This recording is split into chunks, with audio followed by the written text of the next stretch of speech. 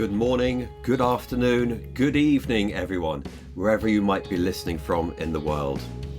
Welcome to the British Culture Club, the podcast, online magazine, and videos helping you explore British culture. In this episode, you will learn more about what the British mean by tea time. I'll be speaking to Anne, a grandmother, about tea time through 3 generations. Rosanna will be talking to Mary from the Royal Crescent Hotel about afternoon tea. Listen on to find out more.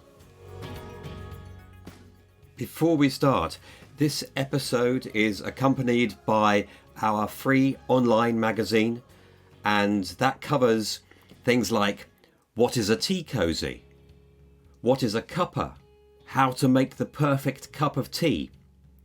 So if you'd like to read that alongside the podcast, please head over to our homepage, britishcultureclub.org.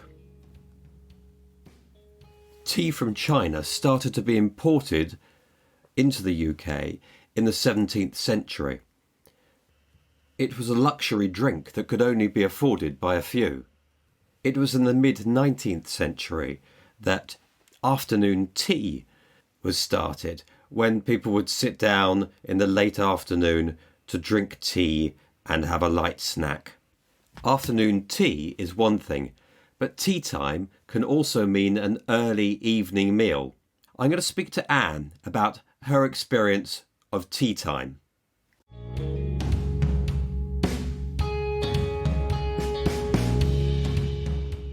I'm a 78-year-old mother of 3 boys and 7 grandchildren. Tea time for us was when my boys were small, ranging from toddlers through to probably middle school, about 10, something like that, was an early light meal, which was nutritious. We fed them on boiled eggs with soldiers, fish fingers, beans on toast, spaghetti, crumpets, cheese on toast, tomatoes and fruits and nuts. Not all in one go, of course, plus a drink, maybe a milkshake or milk or fruit juice, and then followed by cake and biscuits. Or they had what we called a plate full of everything. This was not so much for my sons, but for my grandchildren, because they used to come in at different times, odd times. And that would be a much simpler fruit, nuts, dried fruit, cold meats, cheese, maybe a sandwich, which everybody enjoyed and was put together in 2 minutes. It was, for my children, a prelude to an hour's bath time and stories and songs before they went to bed. So it was always a meal that was served probably about 5 o'clock in the afternoon, something like that. Because my husband coming down from London, he and I would eat supper, dinner, much later, more like 7:30, 8 o'clock in the evening, when hopefully they would be sound asleep. That's what tea meant for us. It was always hopefully a happy time. It was a time for spreading a bit of news, maybe a joke or two, maybe a tear or two, but it was a good time. And what do you remember of tea time when you were a child? Well, now, I was a war baby born in 42. It was rationed. All food was rationed. There certainly weren't things like sweets and cakes and things like that readily available. But we lived in the country, and therefore there were always things like eggs and fruit and vegetables, well, not so much the fruit, but vegetables available to us, but always in season things. We didn't have imports like we do nowadays. It was much simpler fare, but it was okay. I've still got all my teeth, so it can't have been that bad. It was always about that time, about 5 o'clock, before getting ready for bed and doing the evening things. And what have you experienced of tea time in different parts of Britain? Well, of course, if you go down to the West Country, you will always get the most magnificent, absolutely fantastic cream tea. Ooh, scones and cream and strawberries and jam was the main part of it. I think you just added to that what I wanted, but frankly, that was quite enough for me.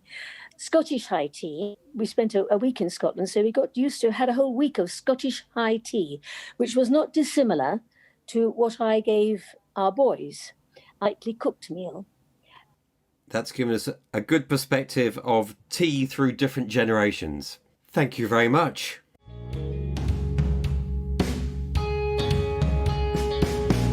That was Anne talking about tea time, and she mentions cream tea, which is often part of an afternoon tea.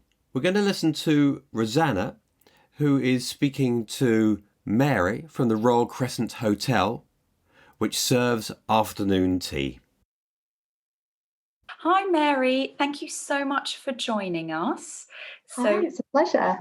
We are talking today to Mary, who's a marketing manager at the beautiful Royal Crescent Hotel here in Bath.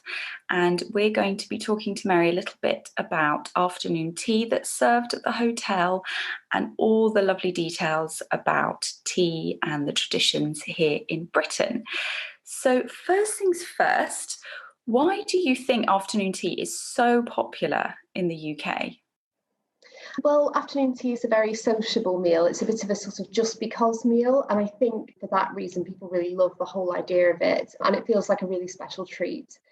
It makes for kind of a great way to meet up or celebrate with friends or family. So it's nice for a special occasion. It's a little bit of a different way to celebrate instead of just going down the pub or going for a meal. It's something just a little bit extra.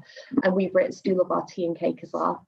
We do, definitely. I've got my cup of tea with me at the moment. So what do you serve at the Royal Crescent Hotel during afternoon tea? Could you just explain everything that's included, all the deliciousness? Yeah, sure. So the RCH afternoon tea is served on 3 tiers. So on the first tier, you've got your elegant finger sandwiches, and they all have a different filling. On your second tier, you have a freshly baked scone, and you also have a Bath bun, which is a traditional bun with a cube of sugar baked into the middle. And on the top tier, you have the pièce de résistance, which is a plate of beautiful pastries, and they're hand decorated, so sweets and pastries, and they almost look too good to eat. And then there's also an option if you have more of a kind of savoury palate. We have a savoury option if you prefer to have that instead of the cakes and sweets. So there's lots of options to choose from at the Royal Crescent. We serve it with tea or coffee, but we also have the option of champagne if you want to do something extra special. Lovely. And can I ask you a very crucial question? Do you put the clotted cream on first or the jam on first? I feel like it always sort of divides opinion, doesn't it? But me personally, I find it easier to put the cream on first, then the jam. It just feels a bit more sort of efficient. I prefer the way it spreads. So. Excellent. Great. So you mentioned earlier, people love afternoon tea because it's such a special celebration. But what kind of occasions do you see people coming in to enjoy afternoon tea at the hotel? Yeah, so it's a very versatile meal, really, because it's that sort of in-between meal. You can kind of adapt it to anything. But we've had birthday celebrations, we've had graduations. That's quite a popular one every year. People come and celebrate with their parents and their family. We have hen dos. That's quite a popular one as well, because it's a little bit more laid back and relaxed and elegant than some activities.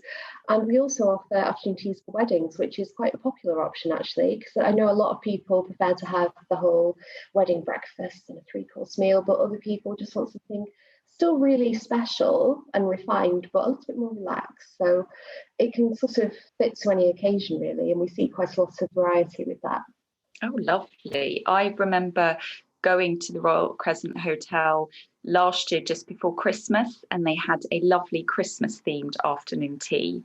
So that was really nice. And we didn't have a particular occasion. We just went along. It was lovely. A really nice way to make an afternoon special. So yeah. Oh, really. Yeah, that sounds lovely. Yeah, no, you don't even need an occasion, do you? Sometimes it's just nice to treat yourself. And yeah, our Christmas afternoon tea is really lovely. We do little Santa's tummies with a belt on, and they're very, very sweet. So. Yeah, delicious. So how do you make the perfect cup of tea? Ooh, another tense subject. Well, obviously here in the UK, everyone has their own way of making it, and I think wars have probably been started over a little bit less, but we sort of let our guests pour their own for that exact reason. So everyone has it their own different way. For me, my perfect cup of tea would just be a nice classic peppermint tea, well stewed. Lovely, excellent. And do you serve many types of tea at the Royal Crescent? You mentioned that you could have either tea or champagne or even coffee, but classically, I guess a cup of tea is what most people would have with it. Yes. So tea is a really popular request, and we have over 13 different types from a brand called Ronfelt. And there's something to suit every palate. Probably the most popular ones that are asked for are English breakfast and also Earl Grey. But another one, which is really, really lovely, is called Granny's Garden. So that has sort of an infusion of rhubarb, vanilla, apple, hibiscus, and rosehip. So really beautiful flavours. And that one sort of captures people's imagination, I think, when they see it on the menu. And that goes down quite well as well. That sounds really nice. And do you put milk with that, or? I mean, guests can if they wish. Most people tend to take it without milk. Okay, lovely. Very nice. And finally, 3 words that you can think of that summarise the feelings surrounding afternoon tea or afternoon tea in general. 3 words that pop into your mind. Well, decadent, traditional, and joyful. Especially joyful for me, because I think it's such a lovely way to catch up with friends, and it's a really nice way to mark an occasion. Well, thank you so much for talking to us, Mary. It was a pleasure. Thank you for having me. I encourage anyone that's visiting Bath to visit the Royal Crescent Hotel, because it's in a beautiful setting in the world famous Royal Crescent. And yeah, you would spend a lovely afternoon there indeed. Thank you, Rosanna. Well, I don't know about you, but all of those descriptions of delicious food are making me hungry. I think it must be tea time. That's all for this episode. If you've enjoyed it, please write a review on your podcast platform. If you'd like to read more about Tea Time, then there's the online magazine, which is free of charge, on our homepage, britishcultureclub.org. You can also find a link to our new Facebook group, where you can discuss these topics and ask us questions. Goodbye for now.